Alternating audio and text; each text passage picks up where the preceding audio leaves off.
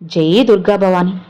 ఈరోజు దుర్గమ్మ సందేశం ఏంటి అంటే, ఏం చేయాలో తోచక దిక్కుతోచని స్థితిలో ఉన్న నీకు మంచి దారి చూపుతాను. ఆలస్యం చేయకుండా ఈ దుర్గమ్మ మాట ఇప్పుడే ఈ క్షణమే విను. అన్నిటినీ మార్చి నీ జీవితాన్ని నీకు నచ్చినట్లుగా స్వచ్ఛంగా మారుస్తాను. ఇలా అన్నీ మార్చడం ఒక తల్లిగా నా బాధ్యతే కదా. ఇక ఆలస్యం చేయకుండా, అలక్ష్యం చేయకుండా ఇప్పుడే ఈ దుర్గమ్మ మాట విను. అమ్మ మాట నీకు మంచి దారి చూపుతాను. ఆలస్యం వద్దు తల్లి, నిర్లక్ష్యం వద్దు. ఇప్పుడు నువ్వు ఇది విన్నావు అంటే ఇది కేవలం నీకోసం మాత్రమే. ఇప్పుడు నీ జీవితం ఎలా ఉంది అంటే, నిన్ను చుట్టుకొని చిక్కులు, సమస్యలు అన్నీ ఉన్నాయి కదా. ప్రతిరోజు కూడా సమస్యలు ఒకటి పోతే ఒకటి, ఇలా ఒకటి పోయిన వెంటనే మరొకటి, ఇలా చిన్న చిన్న చిక్కులన్నీ నువ్వు తీర్చుకుంటూ వస్తున్నావు. కానీ నీ తల మీద సమస్య మాత్రం విడిపించుకోలేకపోతున్నావు. నిన్ను కాపాడేందుకు ఎవ్వరూ లేరే. ఎవరైనా సరే ఆరుదలుగా ఉంటే బాగున్నే. ఎవరైనా సరే నాకు కాస్త మాట సాయంగా ఉంటే బావున్ను కదా. నాకంటూ ఎవ్వరూ లేరే అని ఎంతగానో దిగులు చెందుతున్నావు. ఎవరో ఒకరి కోసం వెతుకుతున్నావు. ఆలోచనకు మించి నీ యొక్క సమస్యలు ఎక్కువైపోతున్నాయి. ఆ సమస్యలను తీర్చుకోవడానికి నీ దగ్గర ఆలోచన శక్తి చాలడం లేదు. మంచి దారి చూపేందుకు ఎవ్వరూ లేరు కదా. అందుకే కదా మనసు అనేది ఆందోళనతో, నీ యొక్క ఆలోచనలు భయంతో కూరుకుపోయున్నాయి. నీ వల్ల ఎంత ప్రయత్నించావు, కానీ అంతా గందరగోళంగానే ఉంది. ఈ గందరగోళం నుంచి ఎలా బయటపడాలి అని నువ్వు సతమతమైపోతున్నావు. నీ చుట్టూ ఎంతమంది ఉన్నా సరే నీకు ఒంటరిగా ఉన్నట్లే ఉంది. ఎవరైనా వచ్చి నీతో మాట్లాడినా నీ పెదాలు మాత్రమే సమాధానం చెబుతున్నాయి. మనసు ఏదో చింతన, ఏదో ఆలోచన, ఏదో ఆలోచిస్తూ దిక్కు తోచకుండా ఉన్నావు. లోతైన చీకట్లో ఉంటే ఎలా ఉంటుందో అలా ఉంది నీ పరిస్థితి ఇప్పుడు. ఈ పరిస్థితిలో ఉన్న నీకు ఆఖరి వరకు ఖచ్చితంగా ఈ దుర్గమ్మ మాట నీకు దారి చూపుతుంది. విను. ఒక్కసారి మనసు పెట్టి భక్తితో ఈ దుర్గమ్మని తలుచుకొని ఈ అమ్మ మాట వినమ్మ. నీ అన్ని ప్రశ్నలకు సమాధానం దొరుకుతుంది. నీ మనసులో ఉన్న ఆందోళనకు ఒక దారి దొరుకుతుంది. అవును, ఇక నువ్వు ఎదురు చూసే ఒక సమస్యకు పరిష్కారం దొరుకుతుంది. నీ జీవితానికి ఒక దారి దొరుకుతుంది. దిక్కుతోచని పరిస్థితిలో ఉన్నావు కదా. సరే, ఒక్కటి గుర్తుందా? కొంతకాలం ముందు ఇలానే నువ్వు దిక్కుతోచని పరిస్థితుల్లో ఉన్నావు. అలాంటప్పుడు ఏం చేయాలనేది అర్థం కాలేదు. ఎవరైనా ఒకరు సాయం చేస్తే బావున్ను అని ఇప్పట్లానే ఎదురు చూశావు. అప్పుడు నీకు ఈ దుర్గమ్మ మంచి దారి చూపించి నీ సమస్యకు పరిష్కారాన్నిచ్చి నీ మనసులో ఉన్న ఆవేదనను తగ్గించాను. ఇక అదంతా కూడా నా దుర్గమ్మే నాకు చేశారు అని తలుచుకోగానే శక్తి స్వరూపిణి నాకు అండగా ఉంది అని అప్పుడు నాకు దండం పెట్టుకున్నావు. గుర్తుందా? కొద్ది కాలం ముందు ఇలా జరిగింది. తరువాత మళ్ళీ ఇప్పుడు ఇలాంటి పరిస్థితి నీకు ఎదురైంది. కానీ ఇప్పుడు ఈ దుర్గమ్మ నీ యొక్క సమస్యల వల్ల మర్చిపోయావు.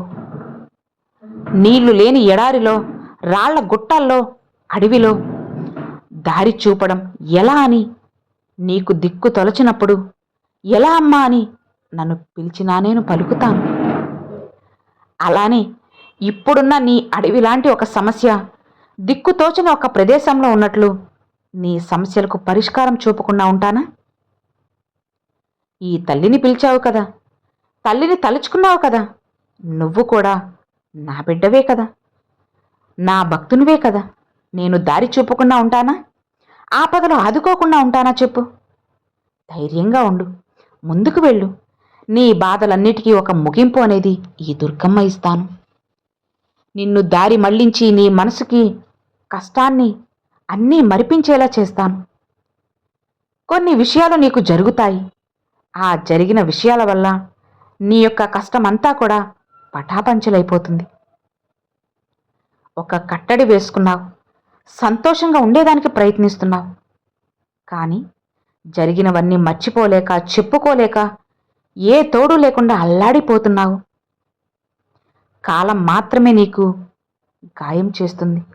నీ ఒక్కొక్క గాయాలకు మందు కాలమే.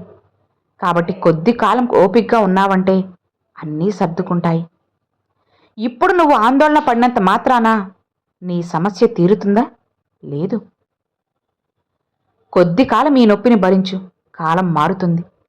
సంతోషానికి అంతు లేకుండా నువ్వు ఎక్కువ ఆనందాన్ని పొందుతావు.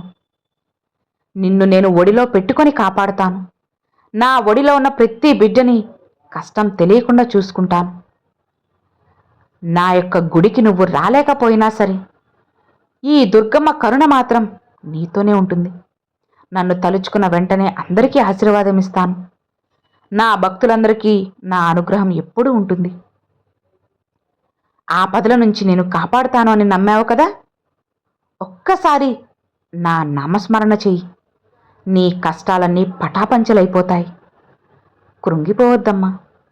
నీ జీవితానికి కావలసినవన్నీ కూడా నేను ఏర్పాటు చేస్తాను. ఇప్పుడు నువ్వు సంపాదించిన సంపాదన అంతా నీకు నిలబడేలా చేస్తాను. ఓటముల వల్ల నువ్వు నిలకడగా ఉండలేకపోతున్నావు కదా? ఆ ఓటముల వల్ల నువ్వు తట్టుకోలేకపోతున్నావు. నా జీవితంలో గెలుపు అనేదే లేదా అని ఎదురు చూస్తూ ఉన్నావు. నీకు అది భయంగా మారిపోయింది. ఇలా ఉంటే ఎలా తల్లి? నీకు గెలుపు కావాలి కదా? కాబట్టి ఈ పరిస్థితుల్లోనే నేను ఎలా ఉంచను.